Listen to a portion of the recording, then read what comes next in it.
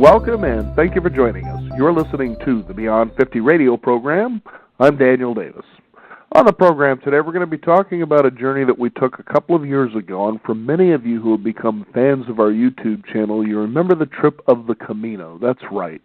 That's that 500-mile stretch that stretches across Spain that most people embark on a journey to find out who they are, what they're made of, and really when they take that next step, what's next. On our program today is someone who retired from a 500 technology company, Fortune 500 that is, and he decided that he was going to take this particular trip and find out what it was all about. And in his book, A Million Steps, he brings out exactly what happened, to give you an idea of a perspective that sometimes is so profound for people as they embark on this journey, they come back knowing that they'll never be the same again. I'd like to welcome on the Beyond 50 radio program today our guest, author Kurt Kuntz. Kurt, how are you today? Daniel, I'm doing great, and I really appreciate the opportunity to be on your radio program. It's quite an honor. Well, you know, I don't know if we live up to the Camino, but we certainly feel like it's a stretch once it happens. Now, what made you decide about the Camino? How did you hear about Camino de Santiago? You know, Daniel, in 2008, a friend of mine who I met on a bicycling trip told me that he was going to go walk the trail, and I quite frankly thought the guy was a bit nuts. When he told me he was going to go and walk 500 miles in a foreign country, it just didn't make much sense to me. And in 2010, I saw the movie you talked about, The Way, by the Martin Sheen movie, and sitting in the theater, I said, you know, at some point in time in my life, I'm going to do that. And I've taken quite a few journeys that are similar to this, that are, you know, physically challenging and last a long period of time. And I've found on those journeys that I've always treasured them, and I've always kind of grown as a person while taking them. So in September, or I guess it was August of 2012, the sea kind of parted, and I decided to go and do it. I actually bought a ticket, and 3 weeks later I was over there. So when I bought my plane ticket, I didn't even have a backpack or shoes, and I went over there without expectations, and it was just a transformational trip. Now, what was it about this trip? Were you looking forward to it transforming you, or you just wanted to see what is this all about? I really wanted to see what it was all about. People have been walking this particular trail for 1,300 years, and 1 million people did it in the Middle Ages, and since then, another 1 million people have done it. So that was intriguing to me. I like a physical challenge, and a 500-mile walk certainly fits that category. And Daniel, when I left my home in Boise, which is your neighboring state, or it's close to Portland. When I left Boise, I left without any expectations. I just knew I was going to go and take a walk and see what was going to happen. And I think that leaving the expectations behind is really a key to any type of journey like this. And I have to tell you, the trip blew my mind. About halfway, I've never written a book before in my life, and halfway through the experience, I said, I have to write about this experience. And it's really been a lot of fun. I can imagine it is. And now this, you know, to let listeners know, this isn't just, you know, kind of one of them trails that's just out along the countryside. You're going through villages, and you're mixing up with people who live there sometimes for generations. And tell us about the interactions when it would come to things like that. Oh, it was extraordinary. Along the entire trail, you go through 4 major cities, and those cities are all really spaced out about a quarter of the way. And those cities have about 175,000 to 200,000 people, and they're more traditional to cities that you and I would be familiar with, although still certainly Spanish cities.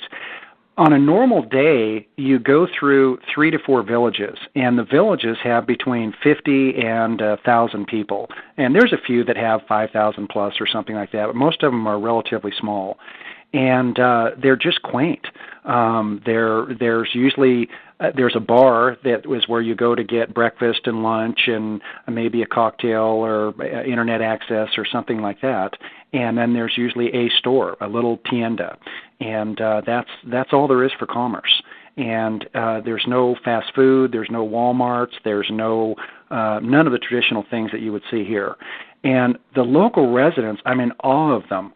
I mean, they watch the pilgrims come through day after day after day, and sometimes they'll pull you aside and sit down and talk to you, maybe tell them a little about themselves, and it's an incredible experience.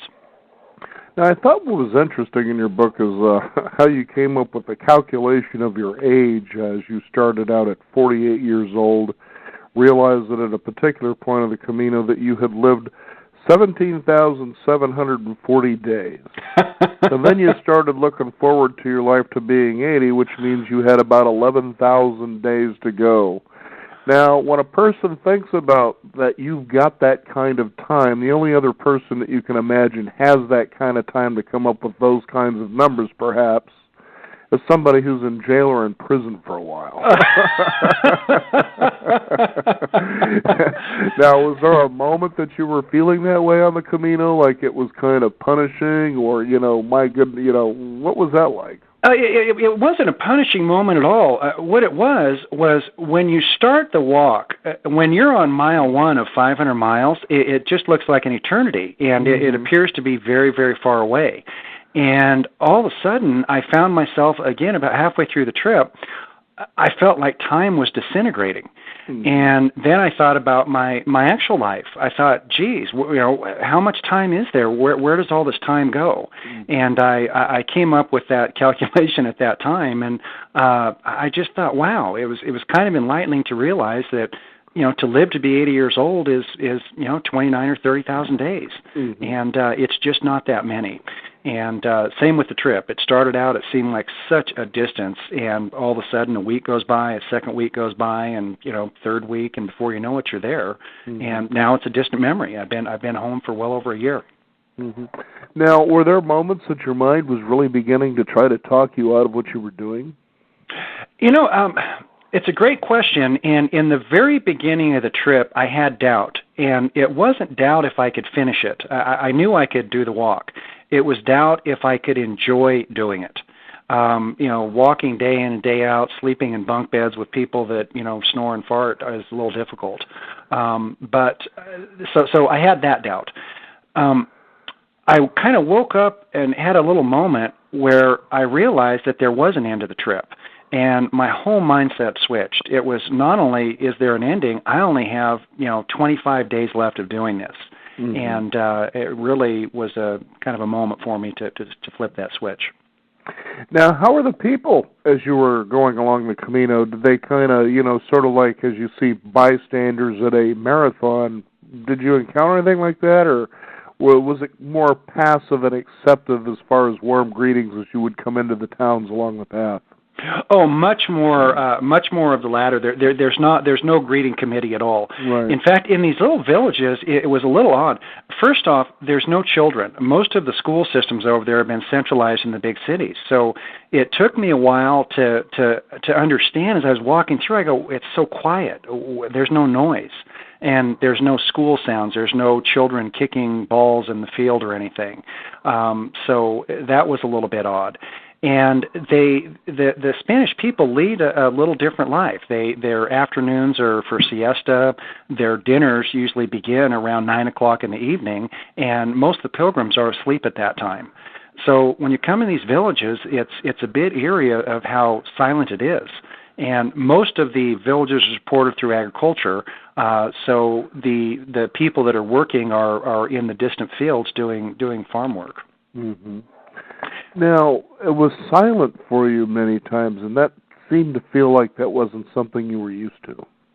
Oh, the silence of it? Oh, it was, the whole walk is as silent as you want it to be. And it's just a great place for introspection. And not only do you have a lot of time to think, I think one of the greatest things that happened to me was the time spent not thinking. And in those periods, the kind of deeper thoughts and ideas seem to bubble up to the top there.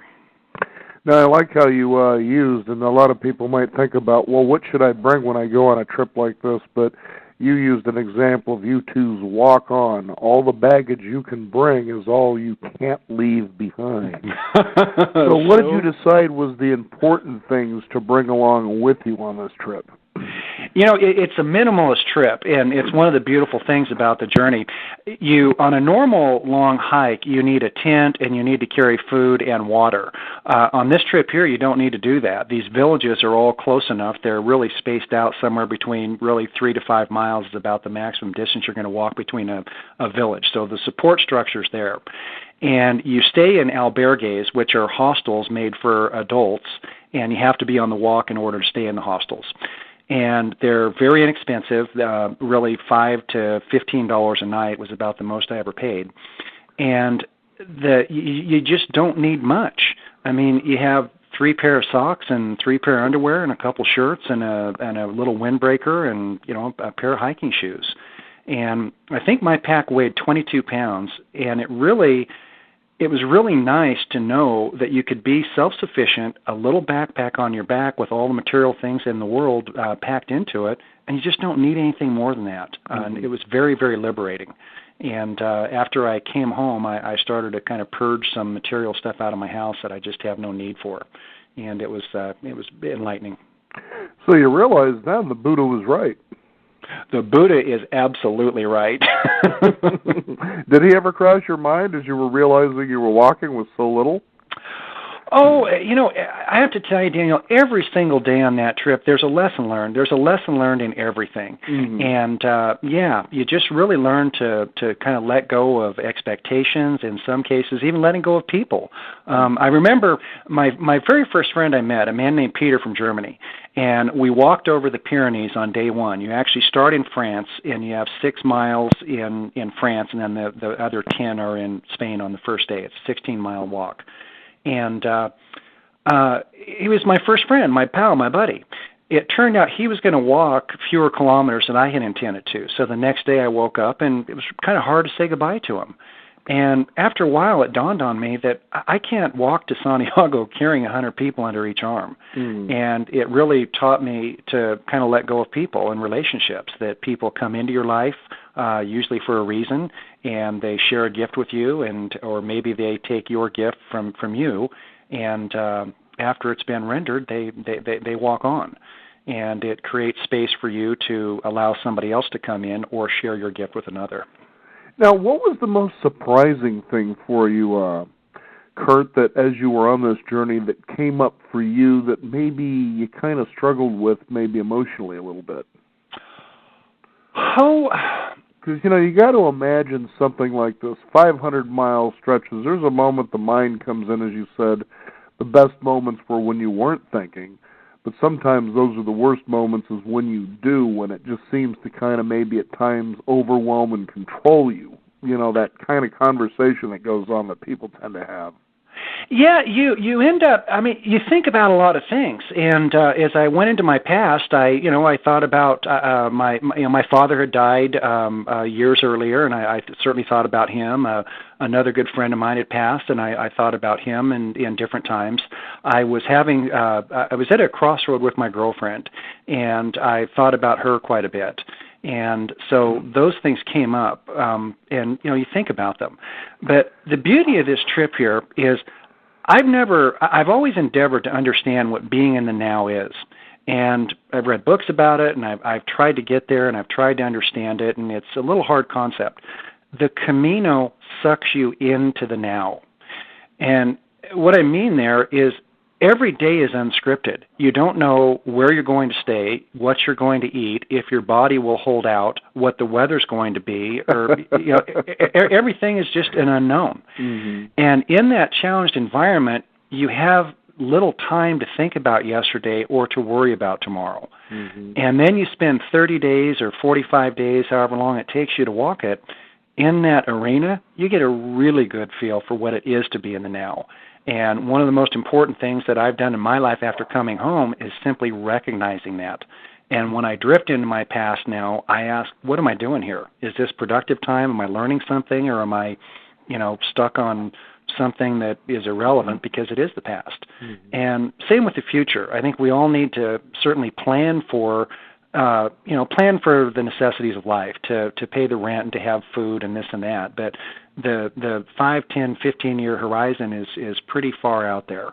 And I have yet to meet a person whose life is not going to be better in 5 years, where they're not going to be skinnier, happier, healthier, and wealthier. And unfortunately, that 5-year window seems to be a rolling window. Yeah.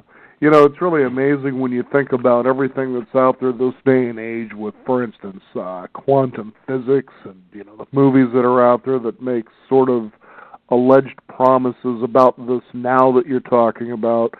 And they say, when you're in that infinite moment, that you have almost an infinity of choices that you can make about whatever's happening in that moment. And that most of us tend to live a life where many of those choices are filtered down to what seemingly is just a few, based on our filters of experiences. And it sounds to me like it was the Camino, or you walking the Camino, that stripped a lot of that preconception and filter of experience away from you. Would you say that's an accurate way to put that? Oh, I could not have said it better. I'm now convinced that you've walked the Camino. That's exactly what it does. Mm-hmm. And the reason I say that is especially when you think of the United States, and you think of the way we grew up with television, magazines, newspapers, radio. It's all around us, telling us who we're supposed to be. If we don't live up to that, we feel bad about it, but that's okay. Here's a product or service that changes that for you. And there is the 5-year, the 10-year, and the 20-year, and the retirement plan. This is how this is going to be. And so you spend a lot of time being conditioned to worry about a lot of crap that really just doesn't matter. And I'm sure you probably got to that point of the open hands, the smiling Buddha. I had the pack on my back, and now I know what the infinite choices feels like in this moment. Again, you're just spot on. You walk every day with strangers from throughout the world. And I think about 10% of the people that do the Trail for America, so 90% of the people are from other places. And what I found on day one, first off, the relationships you make with other people, they gel rapidly. You have an immediate bond as a fellow pilgrim, and it's almost like a big family walking each other home to Santiago. So there's a real strong bond that occurs. With the people, your past doesn't mean squat. Nobody cares about how cool you are at home. Nobody cares about what your job was. Even the really good friends I made, I didn't really get their last names till I returned home and we exchanged email. Mm-hmm. It just, what does the name even matter? The first name was all you needed. And back on the simplicity of it, and kind of where your material life ends, staying in a hostel, there's not a VIP section. There's not. I've been in them. I know exactly what you mean. This is as VIP as it gets. You can't have a gold-plated backpack. So I think the traditional ways that we flaunt our stuff here is just irrelevant there. What I found is the way that you were judged, and judgment is something that is also quite often forgotten over there. But the way you're viewed is how you treat people in the moment. And that's how your Camino reputation comes up. And I just found, I kept a journal, and in my journal, at the back of it, I would mark down a country after I spent quality time with somebody from that country. And I think there's 197 countries in the world, and I met people from 35 different countries. And what I found is we are just all so much more similar than we're different. We all face the same challenges of aging, of finance, of health, relationship issues, and I think our triggers for happiness are also very similar. And it was very refreshing to just meet such open-minded people. Mm-hmm. And the beauty is there's always a reward that you couldn't expect. And in your case, it was that double Whopper with cheese and a mountain of onion rings? Really? You just got through telling our listeners there isn't any of that out there. But the Burger King managed to be close to the Camino. How did that happen? That's another great thing. And first off, commerce is very different in the entire country. Right. You buy fish from the fish store, you buy flowers from the florista, and you get medicine from the pharmacia. And what's unique about that, I was in the country for 35 days. I saw 3 fast food restaurants. And at the very end in Santiago, I passed a Burger King, and it sounded appealing, and I'm not much of a fast food eater, and I went in and devoured some of that food. I don't think I could have blamed you, actually. Yeah, the food is very different. Right. First, just even on the idea of choice. I mean, I'm sure from where anybody sits in America, you can probably drive within 3 miles of your house, and at 8 o'clock in the morning, you can have an enchilada or a, banana huckleberry pancake with a strawberry milkshake and a side of prime rib. Over on the Camino, breakfast is toast. And when I say toast, it's toast with a little butter and a little jam, right. and a cup of coffee, and you just have to accommodate, and that's what it is. You know what I think is exciting, if for those listeners out there who might be considering this trip, is again about the people that you encountered, that you walked probably part of the trail with, or you stayed with at a hostel, or maybe you ran into in a cafe and they're doing the very same things. Is you must have experienced what I would call genuine relationships. Even if they were temporary, they were genuine, probably more than a lot of relationships many of us have with lifetime partners. What are your thoughts on that? Oh, again, very accurate. First off, I don't believe in the random nature of people crossing your path. Right. And I really found, on the day I started, there was roughly 300 people that started walking on my day. And that's pretty normal for the fall time when I went. In the middle of summer, it's upwards of 1,000 people a day, so quite a larger crowd. And everybody walks at a different pace. So some people are slow, some people are fast, and so you're kind of always. I was more of a faster person, so I was kind of always barging through new people. And I found that, and again, if you take that 300 number and just multiply it out, I mean, that's 2,000 people within a week. A blob of people is 2,000. Certain individuals, for the entire month I walked, just kept coming into my life, and I've kind of extrapolated that further and coming back that when people do cross my path here at home, I'm much more open to letting them in. I think there's a reason for it. But back on your point, I met people from every corner of the globe, every size, shape, color. It was wonderful. And the relationships are instantaneous. You like I mentioned earlier, you just have an immediate bond that's great. Mm-hmm. I couldn't imagine, a better place to realize that in your life, regardless of where you are, that you're absolutely true, that people do come into your life, whether there's something you were asking for that maybe you forgot about that comes into your life, or it's a message or an answer to a question. It's really quite amazing where those things come from. But so many of us tend to, really filter ourselves, like I was mentioning earlier, that we don't receive the opportunities that are always right there in front of us. And I'll bet after taking a journey, as you did with the Camino, that you probably began to realize, the answers and opportunities to all of my questions, regardless of the challenges that I'm having, were always right there in front of me. Is that the kind of experience that you had? It's very much, and I think the more that you open yourself up to it, the better off you are. Mm-hmm. When I came home from the trip, when I left for the trip, I told you I went without expectation. Right. And halfway through, I decided to write this book. And when I came home, instead of the trip being an end, it was the beginning of a whole other journey. And I spent, 7 months really working diligently on this book. And then another number of months with an editor, but at that point in time, a lot of my work was done. And so writing the book was a whole other journey, if you will. Mm-hmm. And then after putting the book out, you have to figure out a way to market it. So I've embarked on a lot of public speaking, and I put myself out there. Mm-hmm. And with that, people call me up all the time. And maybe after a speech, they say, hey, I'd like to meet for a cup of coffee. Or local people say, hey, I'm going to go on the Camino. I'd like to learn what to pack and what to do. And I'm just finding now that people are almost paratrooping out of the sky into my life. And it's wonderful. And I, just like the people came to me on the Camino Trail, I'm open to it, and I'm learning something every day. It's just a continued journey that I love and adore. And I think what's exciting, too, as people read this book, A Million Steps, that embarking on a trip or on a journey, a pilgrimage, if you will, as it's called, on the Camino, Santiago, is this. That is that it strips away who you think you are. You become who you couldn't imagine. And as you said, the opportunities and everything that you'll ever need was always right there in front of you the whole time. It's much like Dorothy, with the witch. She says, you were there all the time.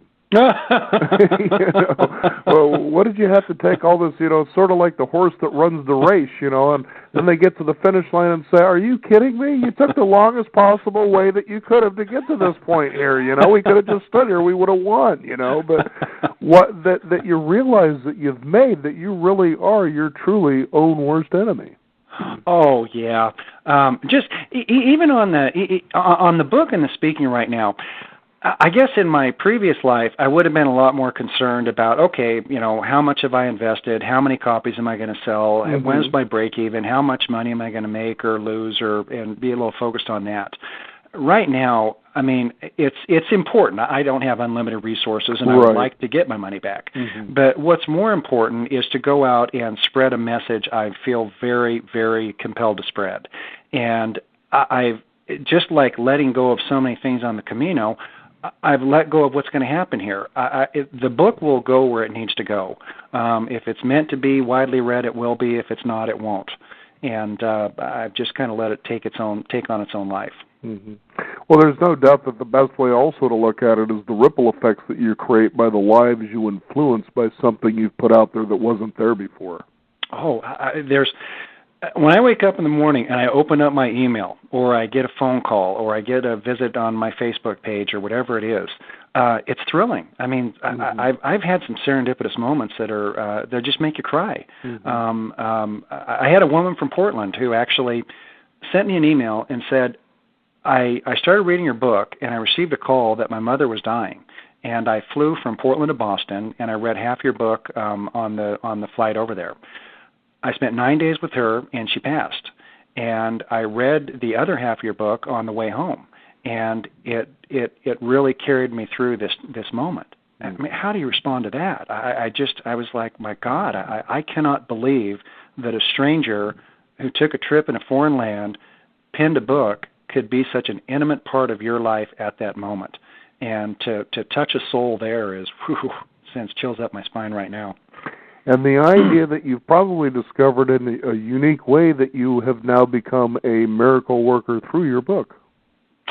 Well, I've touched a lot of people, and through the speaking and other areas, I meet a lot of people, and I think it's an inspired message. I think the message I try to put out there, and it's really one of the main reasons I went on the trip, I think that we all, and I'm not preaching here, I'm as guilty as anybody, I think we become dulled by the routines of life. And I read a book a while ago. It really stuck with me. It said, if you want to know what's going to happen in your life in the next 30 days, fire the fortune teller, because all you have to do is take an inventory of what happened in the previous 30 days. And it's likely to repeat over and over and over. And that's down to the food you eat. I think most people will certainly identify with buying the same items at the grocery store on a weekly or however many times you go there, you put the same stuff in your cart. Well, at the end of 30 days, guess what? You've eaten the same stuff. How many people have had more than 3 items off Chili's menu? Not many. And we just become so subjected to these routines. A trip like this and other journeys that I've taken in my life, I just unplug my life and I put myself in an arena where I'm completely out of my comfort zone in every respect. And on this trip, this may surprise you, I'm not a walker at all. The first day of the trail, I walked 16 miles, longest hike of my entire life. Now, I've always been physically active. I do a lot of bicycling, a lot of exercise, so the fitness portion of it wasn't that hard. But the sport was not my sport of choice. Where you stay in hostels that they're bunk beds, and that's co-ed, and there's people everywhere, and you're kind of cramped into these spaces that are a little different. My home in Boise, it's nice, and I have a nice Tempur-Pedic bed. When I travel in hotels, they're usually relatively nice also. So the sleeping conditions were different. I didn't speak the language. I was over there alone. I didn't have a cell phone. And what I found was by kind of cutting all the normal things of my life and just pushing them off to the side, And when you step outside of your comfort zone, you kind of lean into the wind, I'm telling you, that's where your personal growth occurs. Mm-hmm. And from the other journeys I've taken in my life, Dan, they've all been great. This one here was the Mount Everest of trips for me. This was by far the most meaningful journey I've taken ever. Now, Kurt, as you did this, would you consider that before you took this trip that you were a religious or spiritual man? Much more spiritually inclined. I believe there's something bigger, but the normal, traditional religion is not necessarily for me. Now, with that, this walk began as a Christian pilgrimage. The 1 million people that did this in the Middle Ages, it's believed that the bones of St. James, who is an apostle of Jesus, are buried below or are at the cathedral. So in the Middle Ages, these people walked to the cathedral seeking penance from St. James. Mm-hmm. Did that change for you after you took this trip as far as your spirituality was concerned and perhaps the questions you were wondering about your meaning of life? Well, I would say, let me backtrack a little bit too. On that, with some people being religious, some people being spiritual, some people there for just the physical challenge, whatever it may be, it didn't matter. There weren't cliques. Everyone is widely accepting of everybody else, which again is a very, very beautiful thing. For me personally, I believe in the spiritual world that we all have an inner glow. And for me, the Camino, just kind of like a rheostat on a light in your kitchen or something, it just amped it up. It really inflamed it. And it just added to my glow, if you will. And I really, after coming home, have paid attention to make sure that glow is not doused by the day-to-day stresses and routines that tend to consume us. How do you tend to deal with those kinds of things now, and if you do deal with them differently, in what way? Oh, it's a great question, and I would just give you one example, worry. When I was over there walking this trail, I gave up. I didn't worry about anything. And everything seemed to fall in place. And then I began to build a little bit of faith that the more I let go, the more things worked out. And it was kind of a unique concept. When I came back home, I decided, and you're going to laugh here, but I decided I am going to endeavor to eliminate worry from my life. Mm-hmm. And I started by making a list of things that I worry about. And I came up with 12 major things. I immediately was able to cross 8 of those off the list, realizing those things are all completely beyond my control. So I end up with a pretty short list on one side. Then I look at the other side of the ledger on gratitude. What am I thankful for? What's going right? What's working?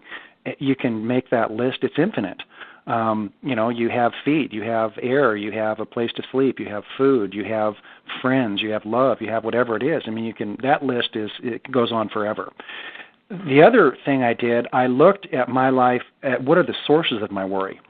And I found one of my big sources was cable news. And to enhance my sanity, prior to the walk, I watched both Fox and MSNBC. See, now that's funny. And I tried to. I thought maybe somewhere in the middle was the true middle. After coming home, Daniel, I just unplugged everything. I've been home for well over a year. I've not watched 1 second of any cable news network ever. Now, I'm not advocating, again, burying your head in the sand. I usually scan the headlines of the New York Times, the Wall Street Journal, the Washington Post to kind of be aware of what's going on. But the blabberheads on television telling me what to think or to get worried about are gone from my life, and could not possibly be a better place to be.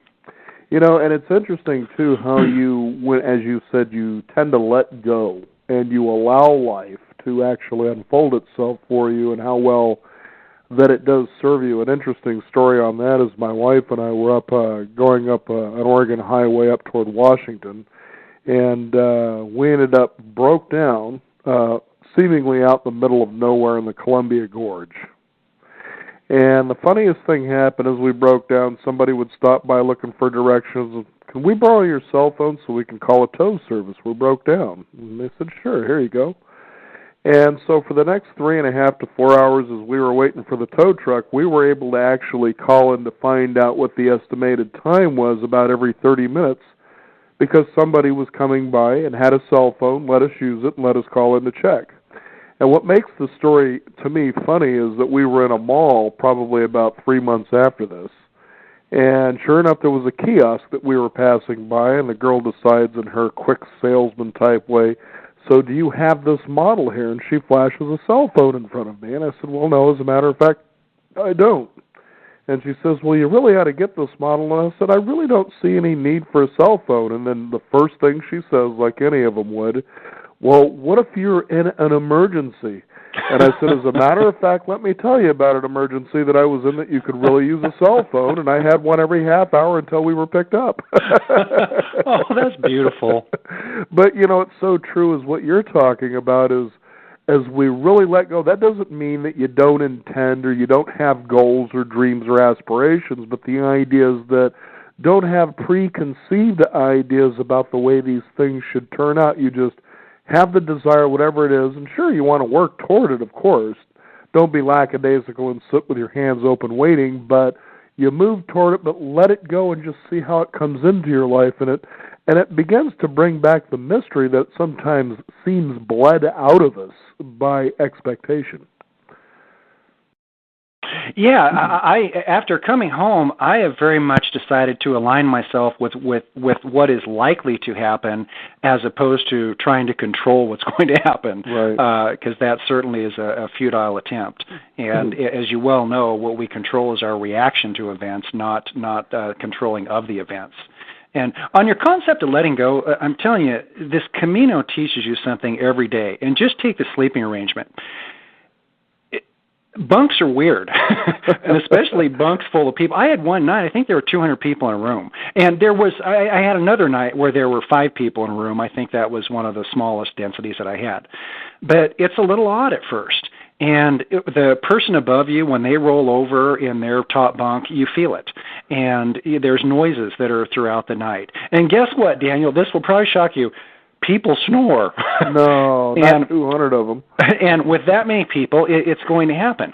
So when you go in there, you can go in with the mentality of, well, this isn't like home. There's noise. There's people around me everywhere. There's men and women in the same room. Everything is odd. Well, if you can't let go of that, guess what? You don't sleep, and you wake up crabby, and you have a rotten day. If you somehow are able to let go of it and can appreciate you have a bed and that you're tired after walking all day, and yes, in fact, people will snore, if you kind of get over it and move forward, you sleep great. The Book of the Million Steps, our guest today, Kurt Kuhn's talking about his journey on the Camino de Santiago. And again, for the listeners out there, if they go to our YouTube channel, 50 Beyond, you'll find out a nice little video that we have there about this very trip from the perspective of someone else. Now, I'm going to ask you, Kurt, so do you plan to walk the Camino again? Yes, I do. And I'd love to go back there right now, but I'm a little afraid to do it so soon because I will have expectations. It was such an important part of my life, and is kind of consumed me since returning, that it would be hard to not have those. So what I'm kind of toying around with in the back of my head is to maybe do it when I'm about 60, and just I would be at a different point in my life and do it then. And there's all kinds of other journeys throughout the world I'd like to explore, so I don't really see a need to rush back and do this one that quickly. Well, here's one for you. This was a couple that were in their mid-60s, and they decided together, husband and wife, to walk the entire Gobi Desert. You can try that one. Oh, that sounds... See how the nomads live and how it really means to just roam and let go, and just everything you'll ever need will somehow be there. Yeah. Hey, Daniel, you earlier had mentioned the movie The Way. There's another movie, and the woman who's the producer and director actually is a Portland resident, and her name is Lydia Smith, and she made a movie. It's called Walking the Camino, 6 Ways to Santiago. And in that film, The Way uses the Camino as a stage for a great drama.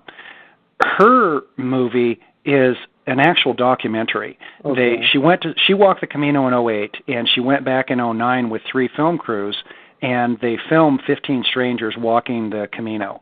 and they spent 4 years distilling it down to 84 minutes of film, and have created a documentary that is 6 different individuals walking the trail.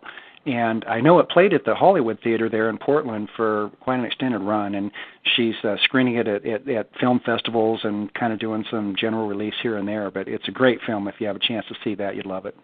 And I think what's inspiring, too, about books like yours is that people, they need to be shaken out of their ruts and to realize that there is so much more going on, that, the miracle of life, that you need to really let go of a lot of the things that you're really clinging on to, because that's what's really sucking a lot of the life out of a person, I would think. You really do. And the way I tried to write my book, I tried to write it so that the reader could feel like they're in my shoes, my head, and my heart, and understand what happens to a person on a journey like this.